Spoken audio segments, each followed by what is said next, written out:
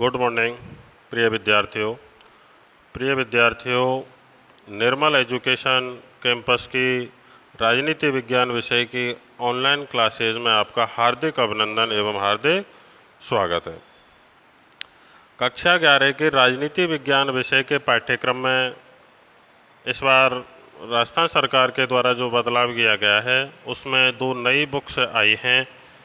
एक बुक्स है भारतीय संविधान सिद्धांत एवं व्यवहार तथा दूसरी जो बुक है वह है राजनीतिक सिद्धांत। पहले बुक भारतीय संविधान सिद्धांत एवं व्यवहार का पहला अध्याय संविधान क्यों और कैसे के बारे में हम इस वीडियो के अंदर अध्ययन करेंगे। देखिए, जानना ज़रूरी होता है कि संविधान की आवश्यकता क्यों पड़ी। संविधान की आवश्यकता मूल रूप से इस प्रकार से पड़ी कि जिस प्रकार से माने कि एक समूह की कार्यप्रणाली, उसकी व्यवस्थाएं सुव्यवस्थित रूप से संचालित हो सकें, ठीक इसी प्रकार से देश की शासन व्यवस्था को देश के नियमों विनियमों के अनुसार सुव्यवस्थित रूप से संचालित करने के लिए संविधान की आवश्यकता पड़ी। संविधान के संदर्भ में हम बात करें तो संविधान बुनियादी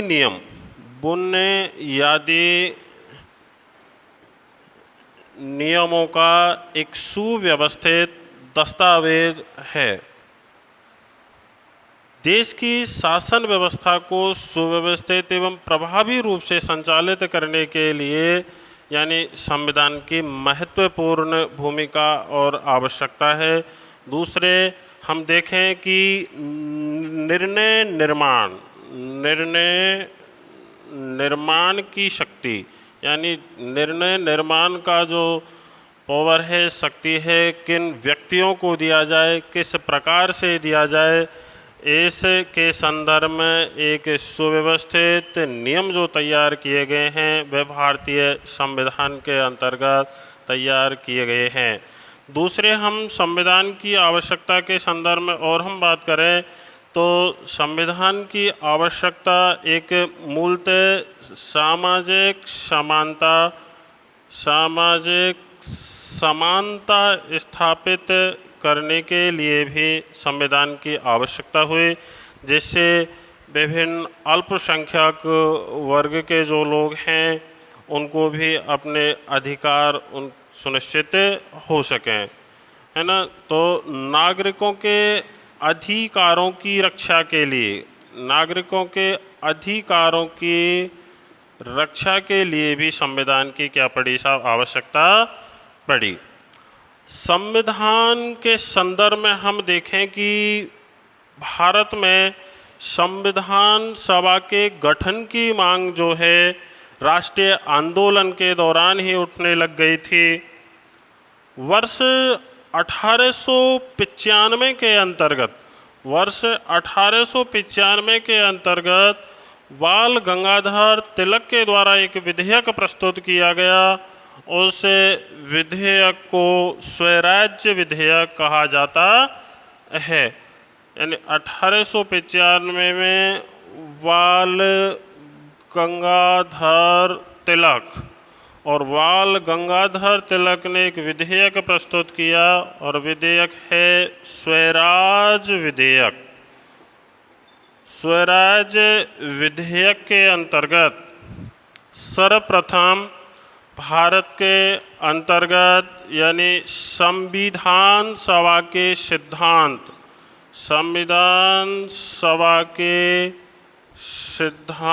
के दर्शन होते हैं। संविधान सभा के सिद्धांत के सर्वप्रथम दर्शन जिस विधेयक में भारत में देखने को मिलते हैं वह विधेयक कौन सा है, स्वराज्य विधेयक। और स्वराज्य विधेयक किसके द्वारा प्रस्तुत किया गया, बाल गंगाधर तिलक के द्वारा प्रस्तुत किया गया। और स्वराज्य विधेयक कब प्रस्तुत किया गया था, 1895 में स्वराज्य विधेयक प्रस्तुत किया गया। वर्ष 1922 के अंतर्गत राष्ट्रपिता महात्मा गांधी के द्वारा 1922 में राष्ट्रपिता महात्मा गांधी और महात्मा गांधी ने कहा कि भारत का राजनीतिक भाग्य है स्वयं भारतवासी तय करेंगे, अर्थात भारत के संविधान का निर्माण भारतीयों के द्वारा ही किया जाएगा। भारत का संविधान है उसको भारतीय ही बनाएंगे, ऐसा 1922 में किसके द्वारा कहा गया था? गांधी जी के द्वारा कहा गया था। वर्ष 1927 के अंतर्गत एक कमीशन भारत आता है और इस कमीशन का नाम दिया जाता है साइमन आयोग।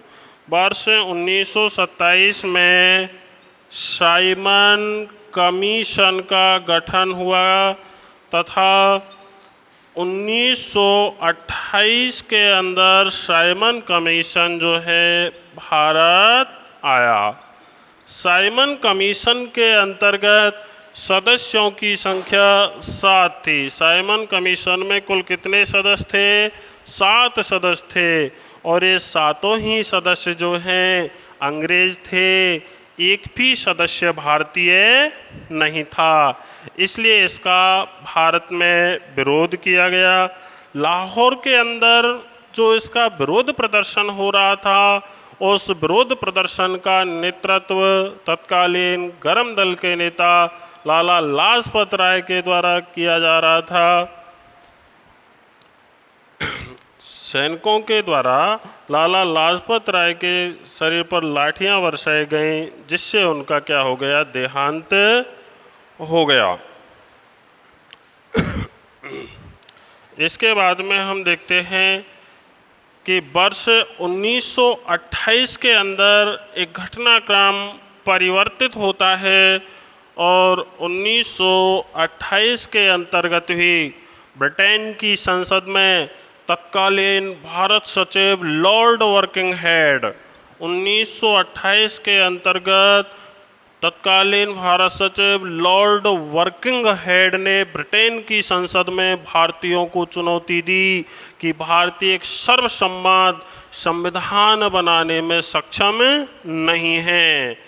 इस चुनौती को यानी मोतीलाल नेहरू ने स्वीकार किया। मोतीलाल नेहरू ने स्वीकार किया और एक नेहरू समिति का गठन किया। किस? नेहरू समिति।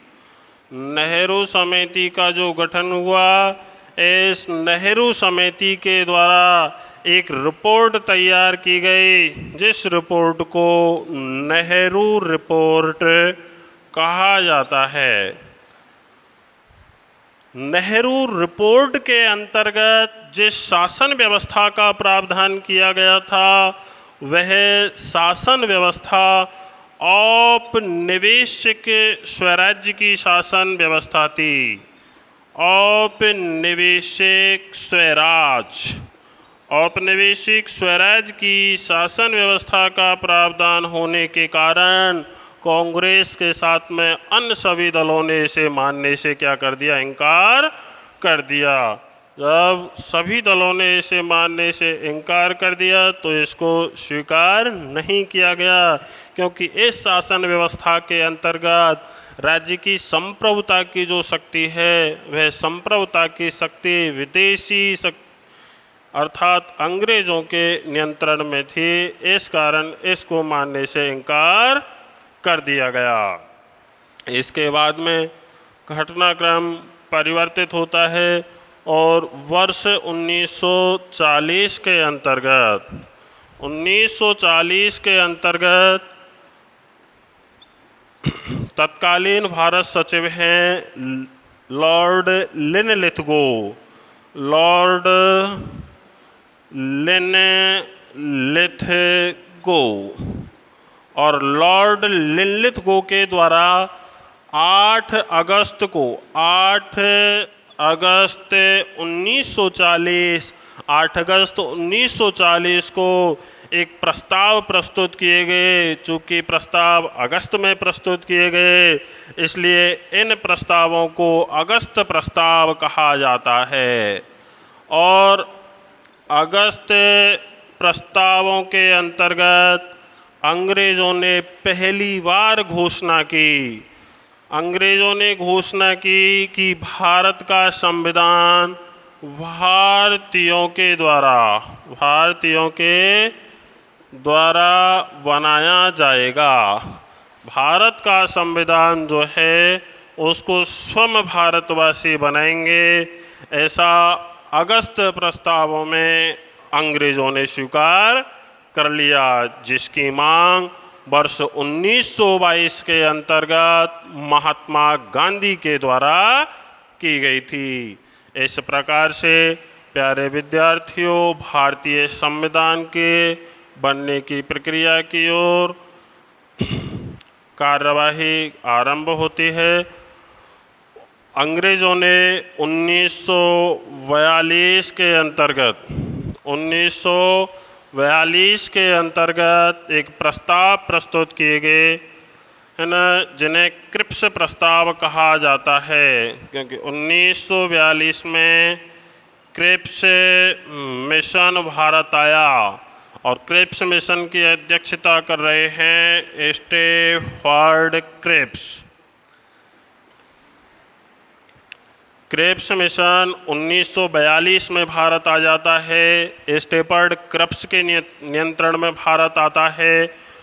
क्रिप्स मिशन के द्वारा कुछ प्रावधान किए गए और इन प्रावधानों के अंतर्गत अंग्रेजों ने ये घोषणा की कि युद्ध की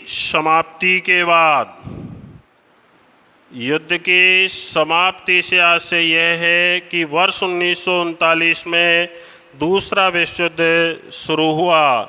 चूँकि 1942 के अंदर यानी द्वितीय विश्व युद्ध चला हुआ था, इसलिए अंग्रेज़ों ने घोषणा की कि युद्ध की समाप्ति के बाद भारत में निर्वाचित संविधान सभा का गठन किया जाएगा। कैसी संविधान सभा का गठन किया जाएगा?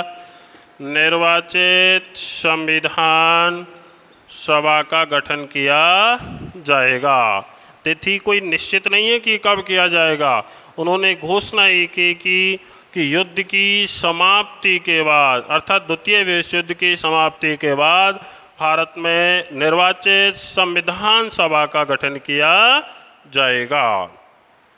दूसरी उन्होंने घोषणा की कि भारतीयों की जो सुरक्षा है उसका भार अंग्रेज़ों पर रहेगा, यानी भारतीयों की सुरक्षा का उत्तरदायित्व, उसकी जो जिम्मेदारी होगी वह अंग्रेज़ों की होगी। तीसरे महत्वपूर्ण घोषणा की कि भारत को अधिराज्य मतलब भारत को डोमिनियल स्टेट घोषित किया जाएगा। नेक्स्ट हम बात करें तो इन प्रस्तावों को, क्रिप्स प्रस्तावों को महात्मा गांधी के द्वारा इनकी आलोचना की गई और इनके संदर्भ में कहा गया कि ये दिवालिया बैंक के नाम जारी किए गए पोस्ट डेटेड चेक के समान है, जिसके भुगतान की तिथि ही निकल चुकी है और जिसका भुगतान किया जाना संभव ही नहीं है। इसलिए क्रिप्स प्रस्ताव वर्ष 1942 के अंदर स्टैफर्ड क्रिप्स की अध्यक्षता में आए, जिसके कई महत्वपूर्ण प्रावधान थे। वर्ष 1945 के अंदर घटनाक्रम में परिवर्तन हुआ और वर्ष 1945 के अंदर दूसरा विश्व युद्ध समाप्त हो जाता है, क्योंकि अमेरिका के द्वारा जापान के दो बड़े शहर हिरोशिमा और नागासाकी पर 6 अगस्त और 9 अगस्त 1945 को परमाणु बम गिराए जाते हैं, जिसके कारण ये दोनों शहर क्या हो जाते हैं साहब? नष्ट हो जाते हैं। इधर 1945 के अंदर यानी ब्रिटेन के अंदर आम चुनावों का आयोजन होता है और ब्रिटेन के अंदर ये जो आम चुनावों का आयोजन होता है, इन चुनावों में ब्रिटेन में लेबर पार्टी की सरकार बनती है। लेबर पार्टी यानी श्रमिक दल की सरकार बनती है। और 1945 में ब्रिटेन के जो प्रधानमंत्री हैं वे क्लीमेट एटली बनते हैं।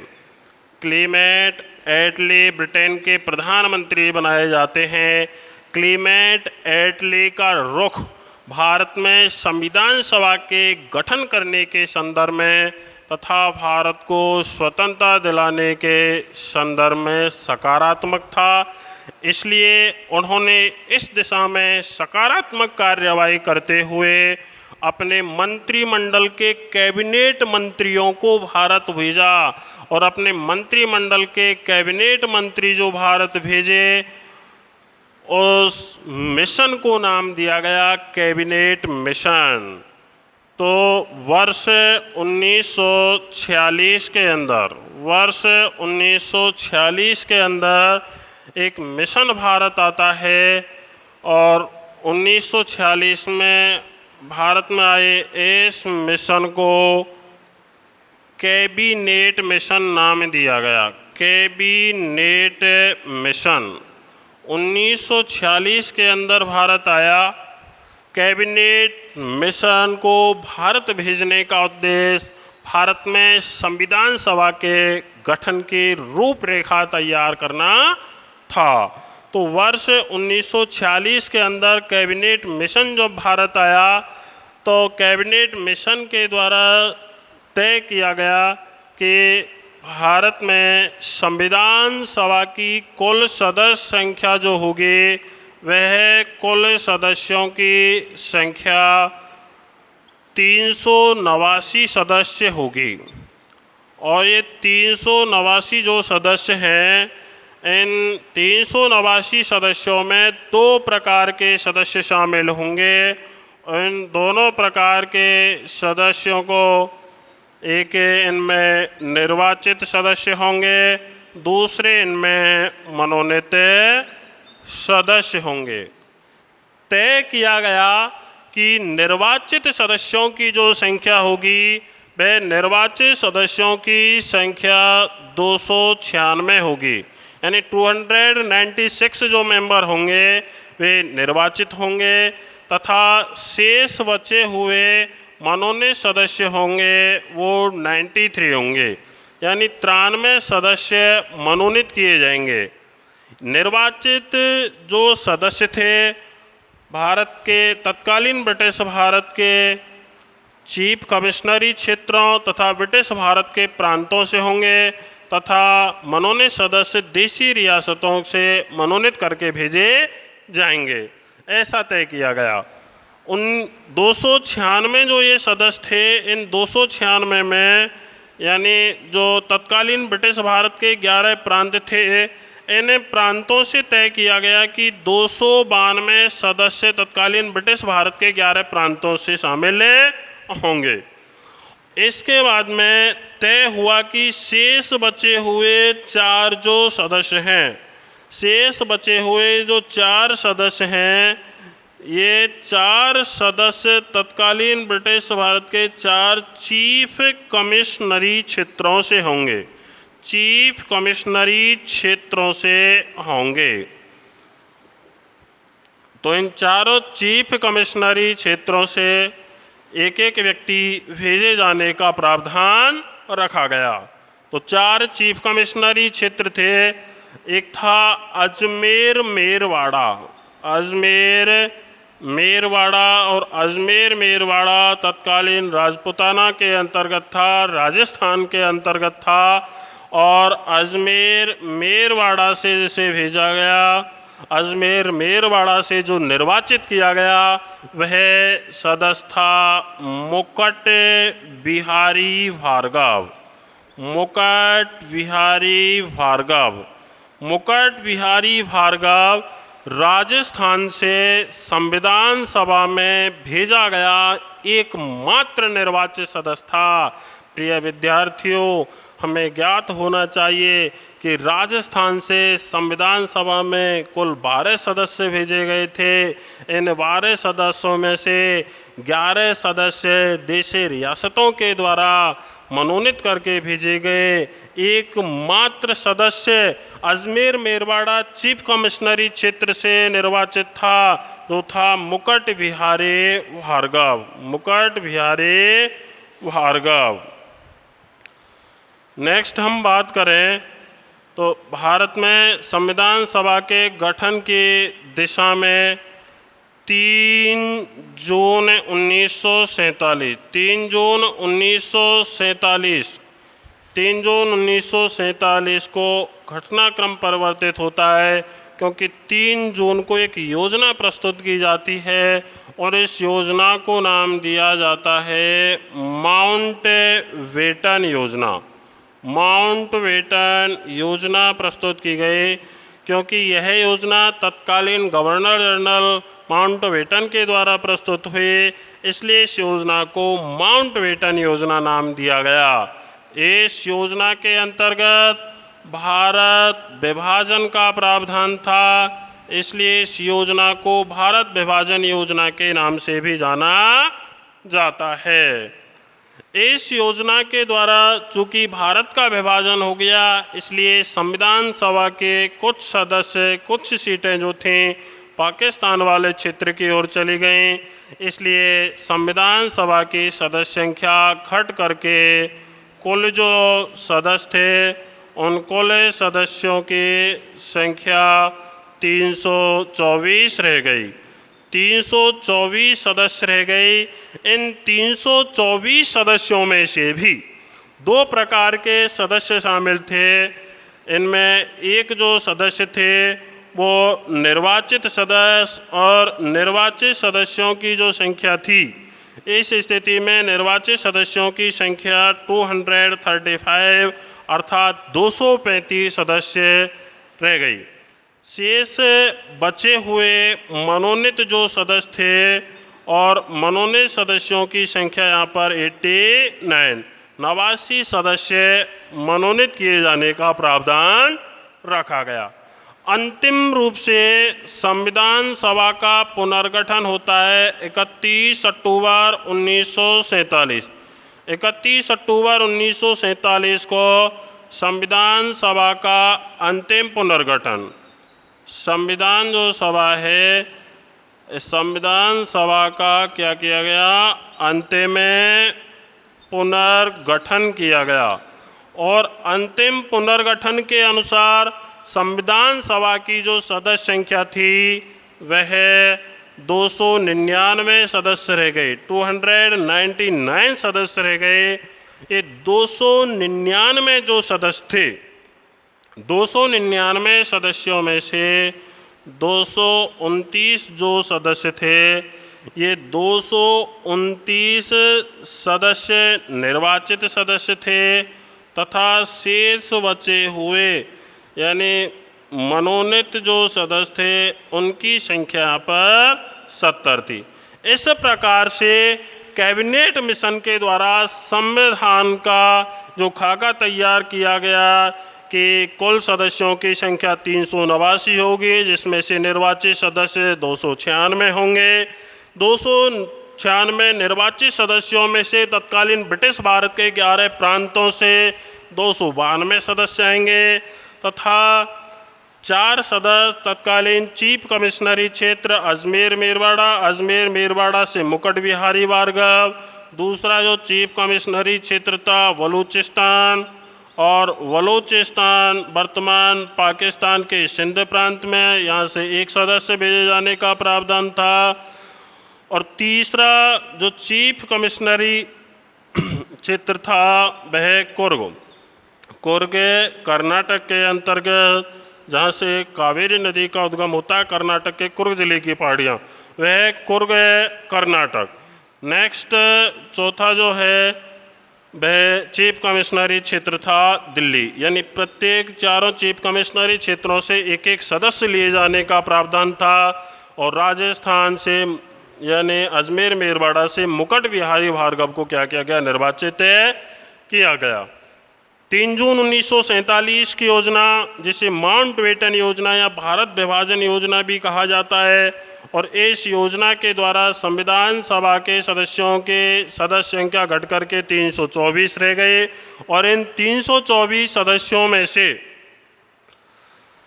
235 सदस्य निर्वाचित थे तथा 89 जो सदस्य थे वो मनोनीत थे। 31 अक्टूबर 1947 को संविधान सभा का अंतिम पुनर्गठन किया गया, और अंतिम पुनर्गठन के अनुसार संविधान सभा के कुल सदस्यों की संख्या 299 अर्थात 299 रह गए, जिनमें से 229 सदस्य निर्वाचित तथा 70 सदस्य मनोनीत थे। इस प्रकार से भारत में संविधान सभा के गठन की प्रक्रिया आरंभ हुई। संविधान सभा के गठन का एक खाका तैयार किया गया। इस प्रकार से प्यारे विद्यार्थियों, भारत में संविधान की आवश्यकता क्यों पड़े, कैसे पड़े, संविधान के अंतर्गत क्या है, कौन से महत्वपूर्ण बातें हैं, उन सभी के बारे में हम विस्तार से और अधिक नेक्स्ट वीडियो के अंतर्गत हम देखेंगे। Thank you. जय हिंद, जय भारत।